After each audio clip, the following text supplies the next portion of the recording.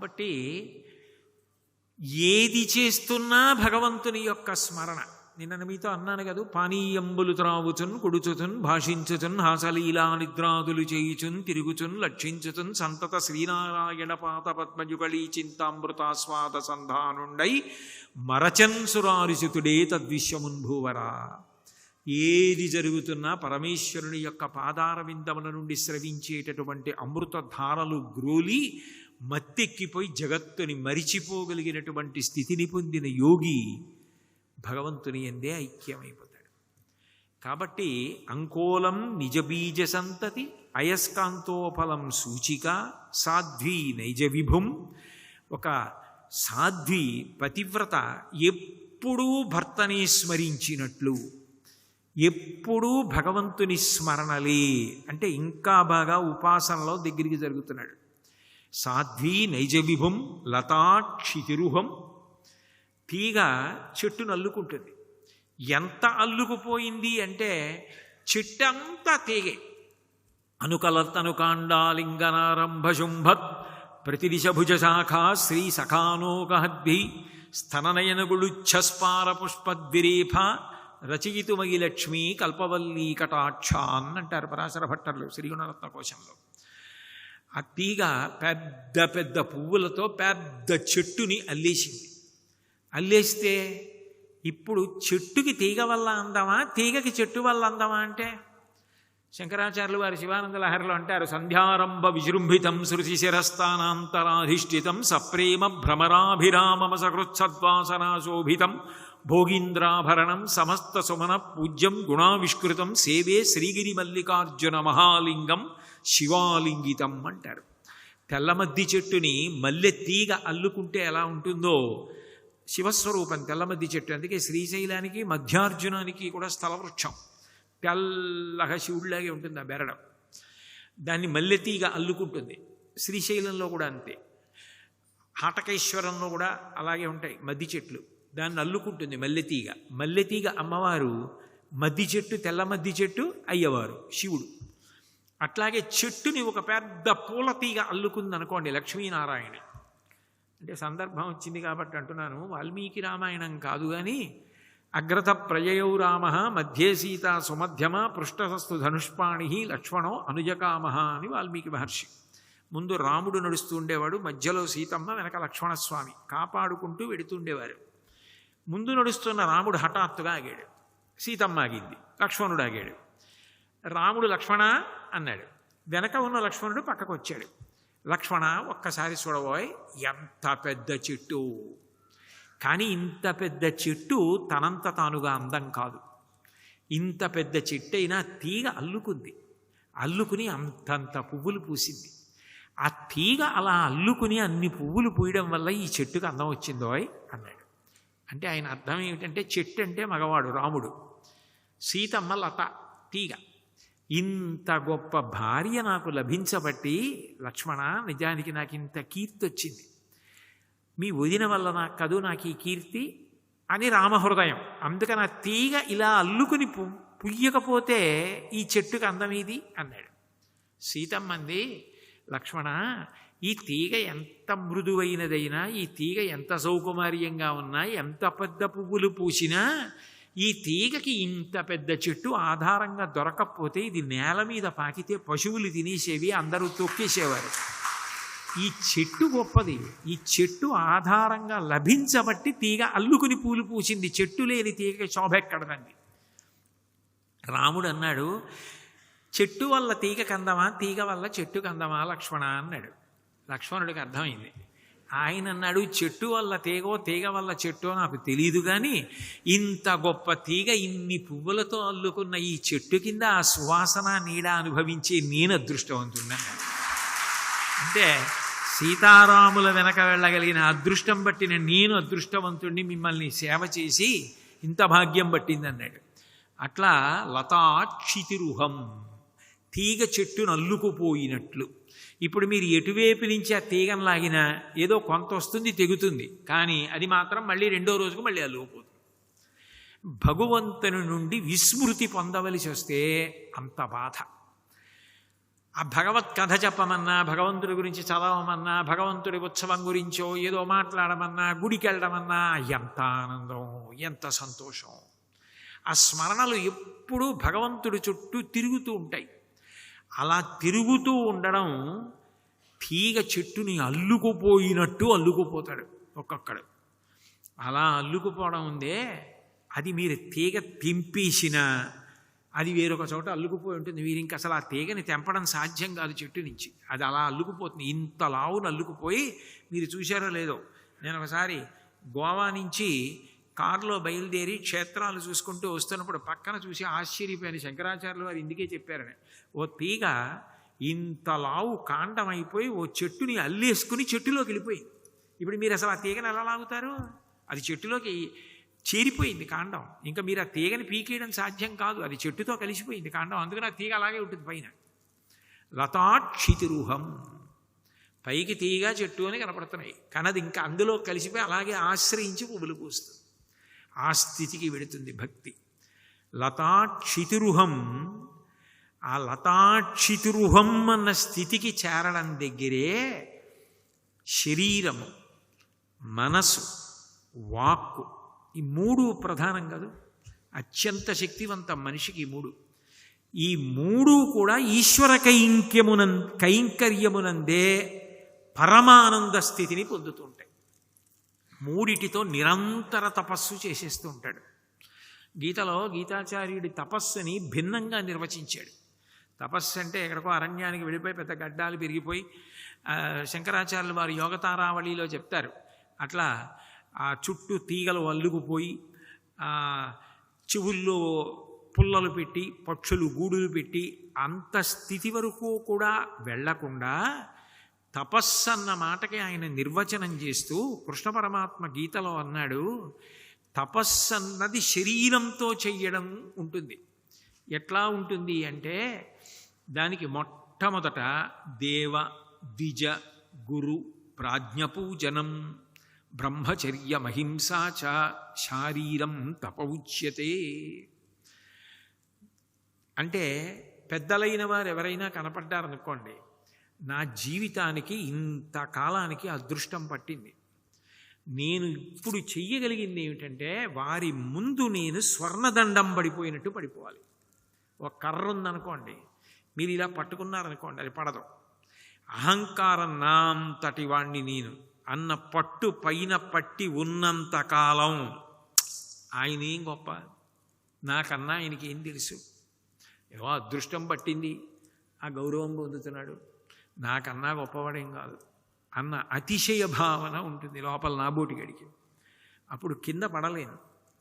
అహంకారం తొలగిపోయిందనుకోండి, కర్ర ఎలా పడిపోయిందో అలా పడిపోతాడు. దండం పెట్టారంటారు, అందుకే ప్రణిపాత ప్రసన్నా హిమైథిలీ జనకాత్మజ, కర్ర పడిపోయినట్టు పడిపోతాడు. అయ్యా ఇంకా ఇంతకన్నా కింద పడ్డానికి ఏం లేదు, ఎంత కింద పడాలో అంత కింద పడిపోయాను. ఇక్కడ నేను పడిపోయాను అనుకోండి, ఇంకా అంతకన్నా కింద పడ్డానికి ఏముంది అక్కడ? మీరు నిలబడ్డవారు, మీరు నన్ను పైకెత్తాలి అన్న అపారమైన వినయము కలిగితే నేల ముందు దండం పడిపోయినట్టు, కర్ర పడిపోయినట్టు పడిపోతాడు. సాష్టాంగం ప్రణిపాతం చేస్తాడు. అంటే పెద్దలు కడపడినప్పుడు నా జన్మ సౌభాగ్యం రా, ఎన్ని కోట్ల జన్మల తర్వాత ఇందులోకి వచ్చాను, ఈ శరీరాన్ని ఎవరి ముందు పడయచ్చో అలాంటి వాడి ఇన్నాళ్ళకి కనపడ్డాడు. వారి ముందు పడిపోతే ఈ జన్మకి సార్థక్యం. ఎందుకనంటే ఈ శరీరానికి భాగ్యం పట్టిందని గుర్తు. లేకపోతే ఇది ఎలా సాధ్యం? అక్రూరుడు వందనానికి ఎందుకు చెప్తారు?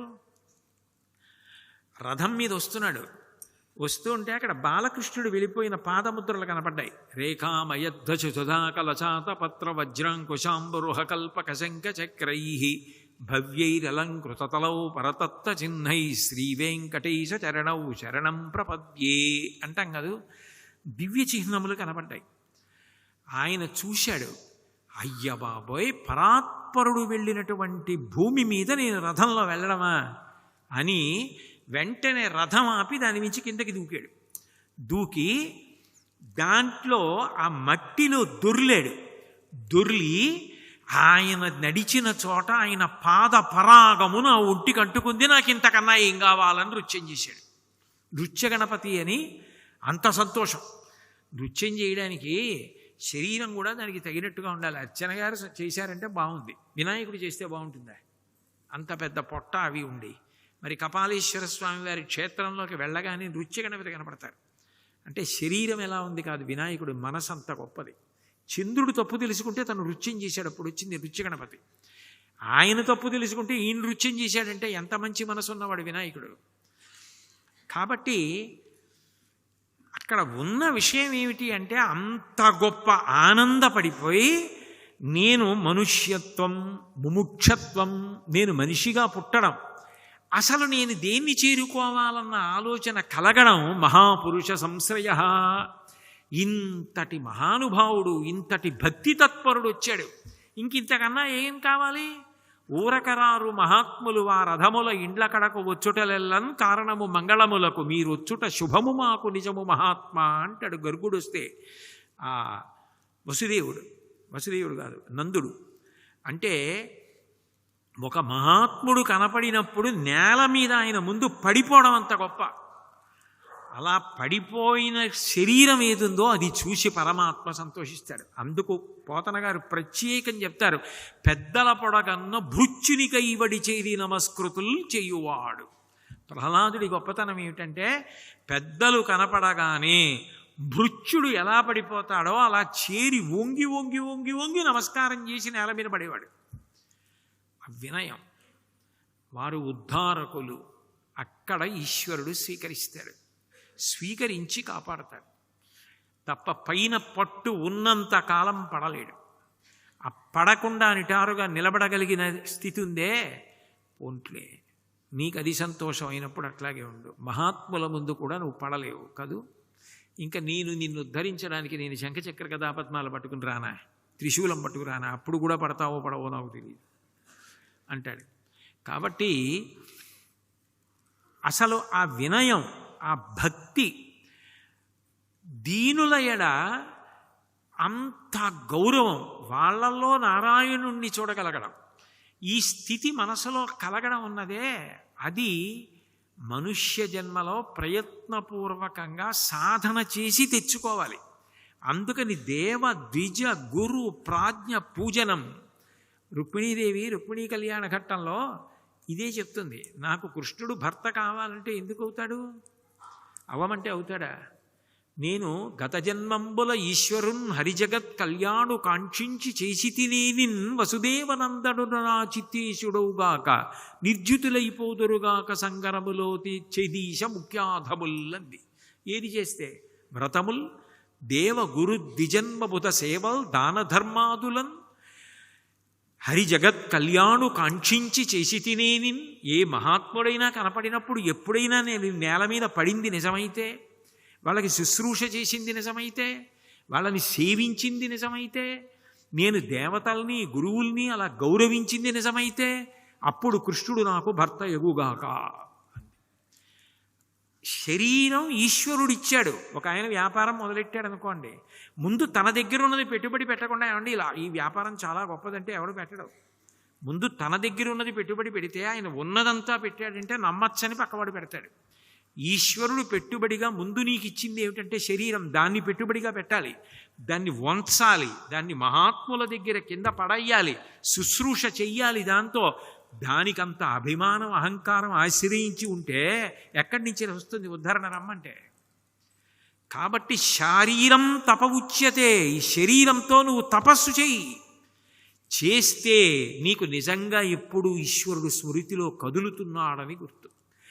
ఆయన ఈ రూపంలో వచ్చాడనమాట ఇవాళ అని నువ్వు పడగలిగితే, దేవ ద్విజ గురు ప్రాజ్ఞ పూజనం బ్రహ్మచర్య మహింసాచ శారీరం తప ఉచ్యతే. మనసుని ఎప్పుడూ ప్రశాంతంగా ఉంచుకోవడం, మంచి పుస్తకాలు చదవడం, మంచి విషయాలు పరిశీలిస్తూ ఉండడం, ఇట్లాంటివి చేసిన వాడెవరున్నాడో ఆయన శారీరం తప ఉచ్యతే. శరీరంతో తపస్సు చేస్తున్నాడు. భగవంతుడు వాక్కునిచ్చాడు. అనుద్వేగకరం వాక్యం సత్యం ప్రియహితంచయత్ స్వాధ్యాయాభ్యసనంచైవ వాంగ్మయం తప ఉచ్యతే. ఇతరులు బాధపడకుండా ఉండే మంచి మాట, ఇతరులకు పనికొచ్చే మాట, వాళ్ళు ఉద్ధరణ పొందే మాట, ఎప్పుడూ మాట్లాడుతూ, మంచి విషయాలు ఎప్పుడూ చదువుకుంటూ, మంచి విషయాలు పరిశీలిస్తూ, మనసులో వాటిని స్మరణ చేస్తూ, సత్యమైన మాట, ప్రియమైన మాట చెప్పినవాడున్నాడే, వాడు భగవంతుడిచ్చిన వాక్కు చేత తపస్సు చేస్తున్నాడు. ఇక చివరిది మనసు.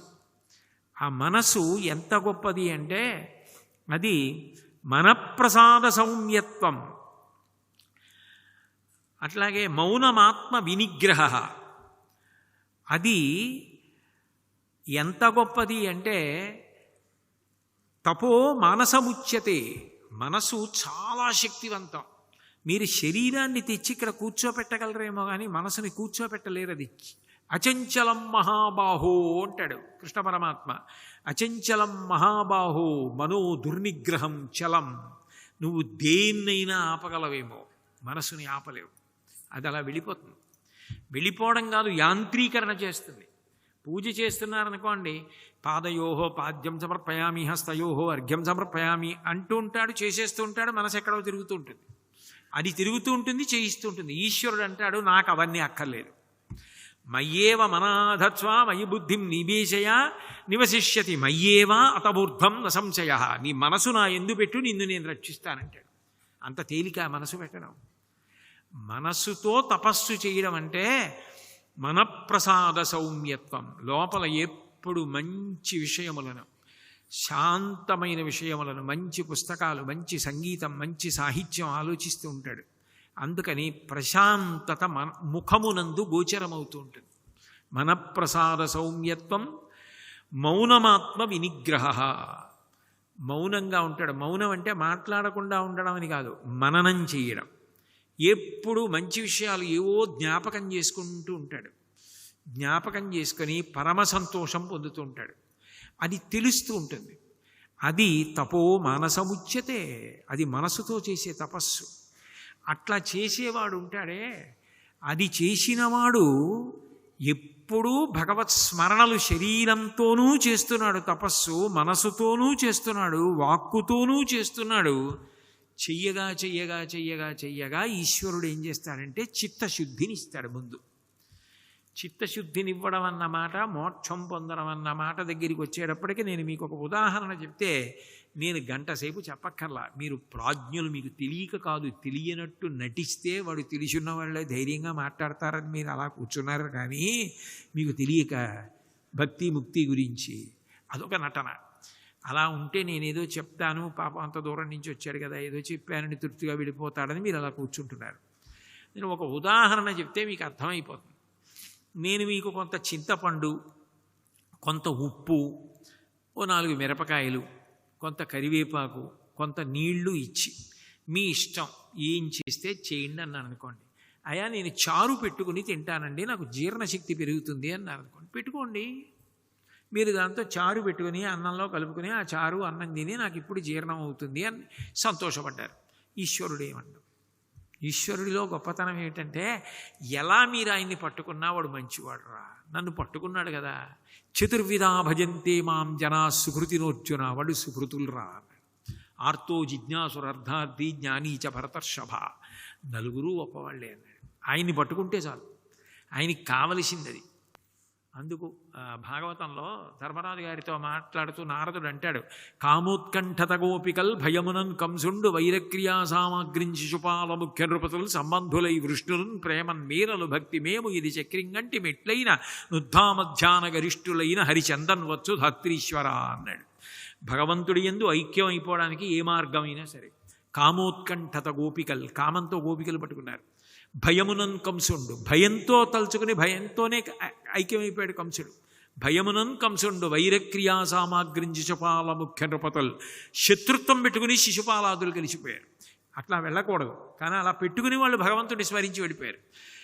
కాబట్టి సంబంధులై వృష్ణులను, ఆయన మాకు బంధువని వృష్ణి జాతి వారందరూ ఆయనలో కలిసిపోయారు. ప్రేమన్ మీరలు, ఓ పాండవులారా మీరు ప్రేమతో పట్టుకున్నారు, భక్తి మేము. నారదుడు అంటున్నాడు, భక్తితో మేము పట్టుకున్నాం. ఇది చక్రింగంటి మెట్లైనను ధామధ్యాన గరిష్ఠులైన హరిచందన్ వచ్చు ధాత్రీశ్వర. ఏ భావంతో పట్టుకున్నా ఈశ్వరుణ్ణి పట్టుకోవచ్చు. ఆయన ఏం కాదంట. అందుకే 4 సుకృతోనోర్జున అన్నాడు. వాడు సుకృతులయ్యా అన్నాడు. వాడు చాలా మంచివాళ్ళు అన్నాడు. భక్తితో ఆయన్ని పట్టుకుంటే ఆయన ఎంతో సంతోషపడిపోతాడు. కాబట్టి ఇప్పుడు ఆయన మీకు ఇవన్నీ ఇచ్చి నీ ఇష్టం వాడుకో అన్నాడు. చారు పెట్టుకున్నాడు ఒక ఆయన. చారు తిన్నాడు, ఆయన ఏమన్నాడు. ఇది ఎలా ఉంటుంది అంటే, నేను పుణ్యకర్మ చేసి నేను ఇది చేశాను కాబట్టి నాకు ఫలితం కావాలని అడిగాను అనుకోండి, తప్పకుండా తీసుకో కోటేశ్వరరావు అంటాడు. స్వామి తెలుసో తెలియదో నేను మీ గురించి మాట్లాడాను కదా, ఓ గంటన్నర గంట పావు, నేను ఈ మాట్లాడిన దానికి నాకు కొంత పుణ్యం ఇవ్వండి, నా జీవుడి ఖాతాలో వేయండి అన్నాడు. తప్పకుండా వేస్తా, తీసుకో అంటాడు. ఏదో వేస్తాడు. ఆ వేసిన పుణ్యం ఉంటుంది. పుణ్యము పాపము మీరు బాగా గుర్తుపెట్టుకోవాల్సిన విషయం. పుణ్యపాపములు రెండూ పాశములే కడతాయి. ఒక ఆయన్ని బంగారు సంకెళ్ళు వేసి కట్టేశారు స్తంభానికి, ఒక ఆయన్ని ఇనప సంకెళ్ళు వేసి కట్టేశారు స్తంభానికి. బంగారు సంకెళ్లలో ఉన్నవాడు ఇనప సంకెళ్లలో ఉన్నవాడిని చూసి, చూడు నిన్ను ఎలా కట్టేశారో, ఇనప సంకెళ్లలో నన్ను బంగారు సంకెళ్లలో కట్టారని నవ్వాడు. ఏమిటి తేడా? ఇద్దరూ కట్టబడ్డారు. పుణ్యము కడుతుంది, పాపము కడుతుంది.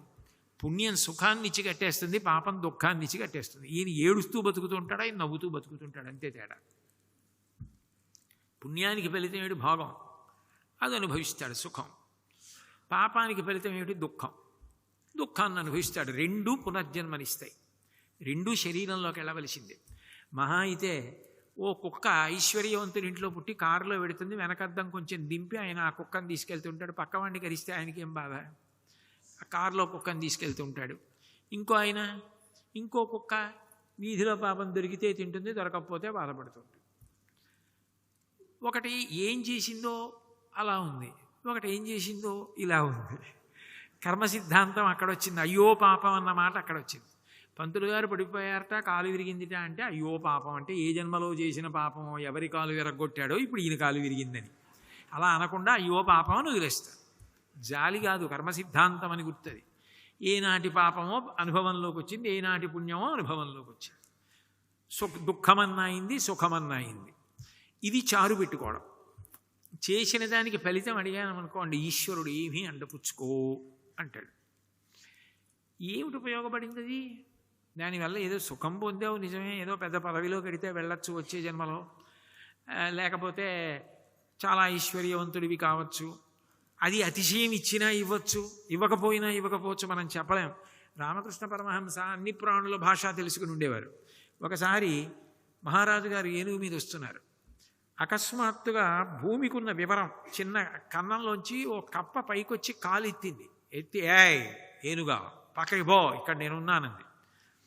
పక్కన ఉన్న శిష్యుడు చూసి రామకృష్ణ పరమహంసని ఆశ్చర్యపోయి, కప్ప ఏమిటండి ఏనుగు మీద కాలు ఎత్తిందన్నారు.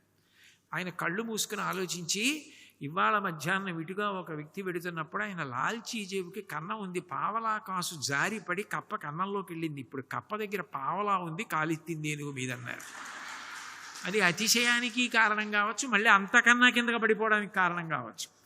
ఒక్కొక్కడికి ఏదున్నా పాడైపోవడానికి అవకాశం ఉంటుంది. నాకు రూపం ఉందని పాడైపోయేవాడు, ధనం ఉందని పాడైపోయేవాడు, అధికారం ఉందని పాడైపోయేవాడు, విద్య ఉందని పాడైపోయేవాడు, నాకేమీ లేదంటే అదృష్టవంతుడిని పాడైపోయేవాడు. పాడైపోవడానికి అనేక కారణాలు, బాగుపడ్డానికి అన్ని కారణాలు. విద్య ఉన్నవాడు ఆ విద్యనే పట్టుకుని తరించిపోతాడు, చదువు ఉన్నవాడు చదువుతో తరించిపోతాడు, సంగీతం ఉన్నవాడు సంగీతంతో తరించిపోతాడు, రచనాశక్తి ఉన్నవాడు రచనాశక్తితో తరించిపోతున్నాడు. ఏమీ లేనివాడు నాకు ఏముంది పరమేశ్వర, ఏమీ లేదని వినయంతో తరించిపోతాడు. పశుమాం సర్వజ్ఞ ప్రథిత కృపయా పాలయ విభో అన్నారు శంకరులు. నాకేం రాదు శంకరా, కాబట్టి నేను పశువుని, నువ్వు పశుపతివి, కాపాడుకో అన్నారు. శంకరుల కన్నా గొప్పవాళ్ళమా? కాబట్టి ఏదైనా సరే పుణ్యం అవనివ్వండి, పాపం అవనివ్వండి, కట్టి తీరుతుంది. ఇప్పుడు ఈశ్వరుడిచ్చిన చింతపండు, ఈశ్వరుడిచ్చినటువంటి కరివేపాకు, ఈశ్వరుడిచ్చినటువంటి ఆ ఉప్పు నేను చారు పెట్టుకోనండి అని చెప్పి పాత్ర తన దగ్గర ఉన్న గిన్నె తోముకున్నాడు ఒక ఆయన. గిన్నెకి కొత్తగా మెరుగు రాలేదు. మీరు గుర్తుపట్టవలసింది ఏమిటంటే, గిన్నె సహజంగా మెరుగుతో ఉంది, మాలిన్యం అడ్డొచ్చింది. ఇప్పుడు ఈ చింతపండు అవి పెట్టి రుద్దితే మాలిన్యం పోయింది, మెరుగు పైకొచ్చింది. అట్లా ఒక్కొక్కడు ఏం చేస్తాడంటే, ఈశ్వర ఈ వాక్కు నాది కాదు, నాదే అయితే మిగిలిన ప్రాణులు ఎందుకు మాట్లాడాలా? వాక్కు నువ్విచ్చావు, జ్ఞాపక శక్తి నాది కాదు, నువ్విచ్చావు. భూపసభాంతరాళమున పుష్కళవాక్చతురత్వము. మాట్లాడేటప్పుడు ఇప్పుడు ఈ పద్యం అన్వయం అయితే అనగానే ఆ పద్యం గుర్తు రావాలి, శ్లోకం గుర్తు రావాలి. గుర్తొచ్చేట్టు చేస్తున్నవాడివి నువ్వు. గుర్తు వచ్చిన తరువాత భావన మనసులో కదలగానే మూలాధార చక్రం దగ్గర బయలుదేరిన వాయువు పైకొచ్చి బ్రహ్మరంధ్రం దగ్గరికి వెళ్ళి వెళ్ళకూడదు కాబట్టి వెనక్కి వచ్చేస్తే భావానికి అనుగుణంగా నాలుక తిరుగుతూ ఉంటే నాలుక చేత నొక్కబడిన గాలి సొట్టలు పడి అక్షరములై, అక్షరములు పదములై, పదములు వాక్యములై నా స్వరపేటికలో రాపిడి పొంది శబ్దముగా పైకొచ్చి సభలోకి వెడితే, మీ చెవుల్లోంచి వెడితే నా భావాలు మీ భావాలైతే, నేను చెప్పింది మీకు అర్థమైతే మీరు సంతోషిస్తే నేను వచ్చినందుకు సార్థక్యం. ఇది చేయిస్తున్నవాడెవరు? ఎవరి వలన ఇది జరుగుతోంది? ఇది నేను మాట్లాడానంటే అంత అసహ్యంగా ఉంటుంది. నేను ప్రవచనం చెప్పి మంగళం చెప్పి వెళ్ళిపోయిన తర్వాత 1 గంటన్నరో 2 గంటలో నేను మాట్లాడాను భక్తి ముక్తి గురించి అని ఇది అందనుకోండి. పచ్చి అబద్ధం. నువ్వు గట్టిగా వినపడేటట్టు చేసావు మాట్లాడినవాడు ఆయన అని మీరు అంటారు. అట్లాగే ఇది నా ముందెంతో నేను ఆయన ముందంత. పలికెడివాడు రామభద్రుడట, పలికించెడిది భాగవతమట. ఆ పలికించేవాడు రామభద్రుడట. నే పలికిన భవహరమగునట, పలికద వేరొండుగా అధపలుకగనేలా. నాతో ఎందుకు పలికిస్తున్నాడు అంటే నాకు ఎక్కువ పాపం ఉంది కాబట్టి ఇది పోవడానికి వీడితో మాట్లాడించి పోగొడదామని నాతో దయతో మాట్లాడిస్తున్నాడు. శ్రీ ఉమామహేశ్వర పరబ్రహ్మార్పణమస్తు. స్వస్తి.